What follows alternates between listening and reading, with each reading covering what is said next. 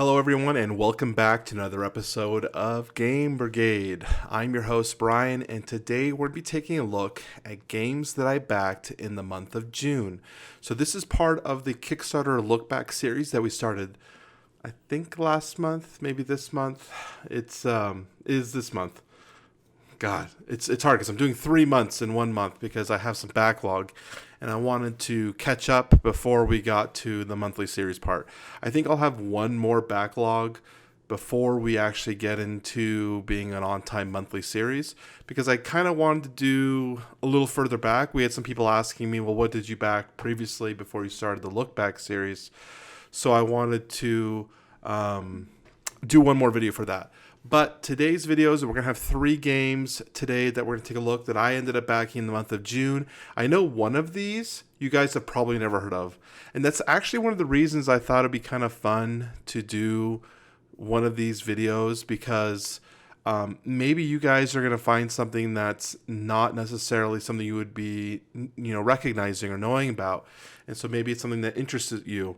And a lot of these games are going to have late pledging available. So if it's something that you're interested in and you want to support the creator or get on a game that maybe you didn't know about, this might be an opportunity for you to get into the late pledge.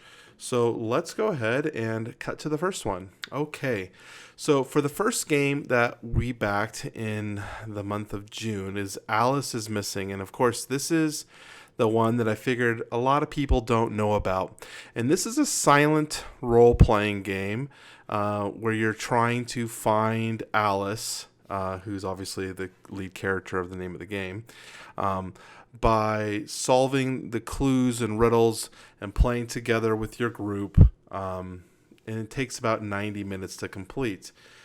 This one has a really interesting function. In fact, there's a single gameplay video here that I watched by Becca Scott right here. If you truly want to see what this game's about and kind of how unique this is, I recommend watching this How to Play with Becca Scott. Really primo video. But overall, the idea of the game is you are a member, maybe a student, a brother, a best friend, whatever, and you're going to be role-playing that character with your friends in your room that you're all in. But the rule is no one can talk. So the entire game is going to be off your phone and text messaging. And so the premise will be you'll flip a card, and the card will say something like, there's a major winter storm coming in, the power goes out, the police have stopped the search. So that is your cue, and then there's going to be a timer, say 15 minutes, that you guys as players will now have to start talking, and you probably have some other clues you've had in, but you send your text like, oh my God, you guys hear that the police called out to search? And then someone replies, I didn't know that. Do you think they found anything? Whatever.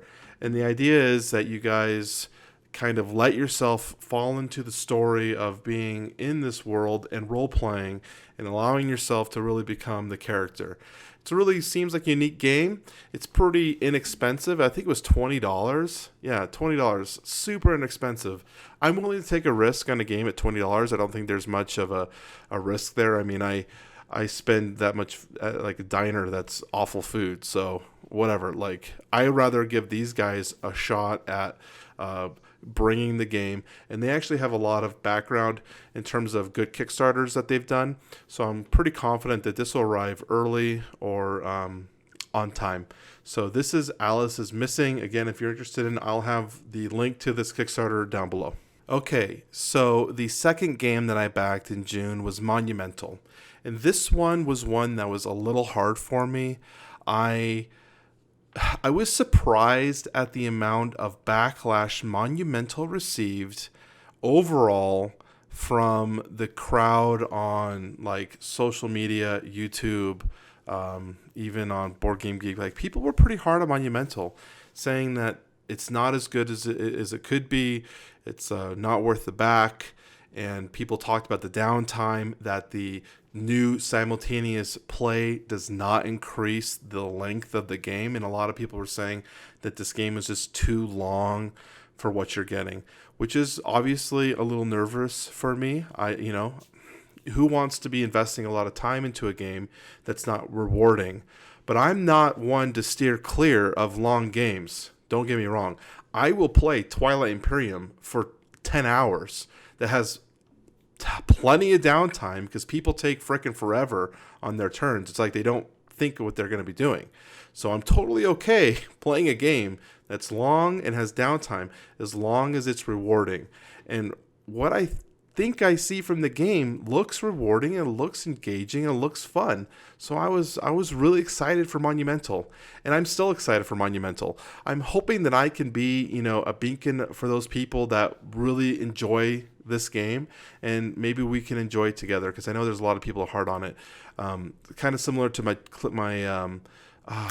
Cloud Spire game. A lot of people are hard on that game, and I'm really excited for it. So Monumental is kind of like my Cloud Spire for this month. So this is Monumental. I'm not sure if they have a late backing right now, but maybe they do, maybe they don't. I'm not sure. I don't believe they do though at the moment. Okay, so the last game that I backed was Terraforming Mars Big Box, and this one was one that I kind of flip-flopped back and forth on. I wasn't totally sure that I wanted to back it. But I talked to my wife, and we basically decided that Terraforming Mars, when we get to play it, the 5 to 10 times we play this game in a year, it's always enjoyable. We love bringing it out, and we feel like it'll just get more enjoyable by having some extra stuff for it. I am still unsure about the metal resource cubes, but I feel like you're kind of stuck into buying them because you have all this other stuff that's really great. You have all this high-end stuff, yet you're going to be using plastic, like the really crappy plastic resource cubes. I feel like if you're going in, you got to go all in.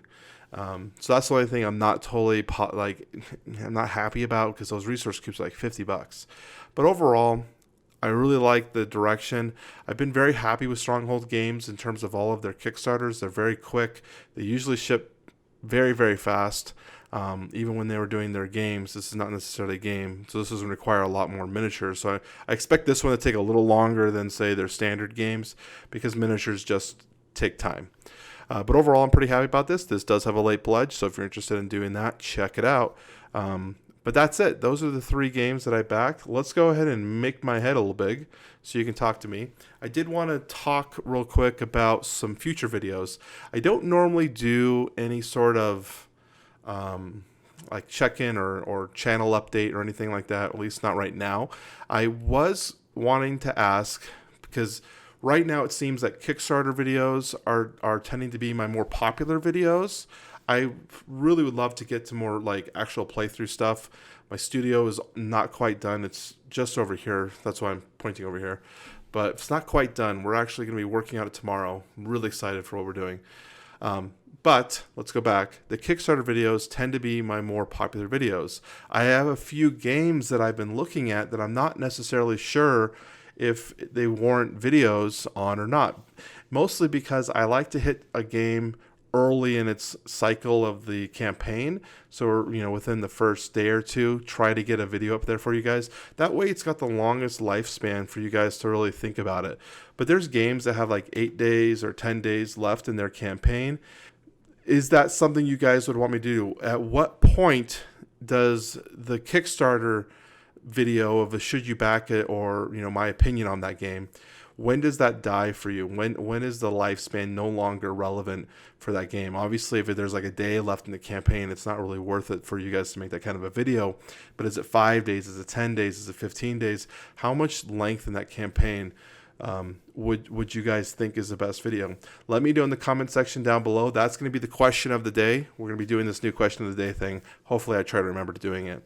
Anyways, if you guys like the content here at Game Brigade, I really wish you'd give me a subscription as well as a thumbs up. I really appreciate everyone who's been supporting the community and supporting the channel. Our growth is doing remarkably well the last few weeks, so I thank you again for that. Anyways, I'm going to be checking out here. Talk to you guys soon. Bye-bye.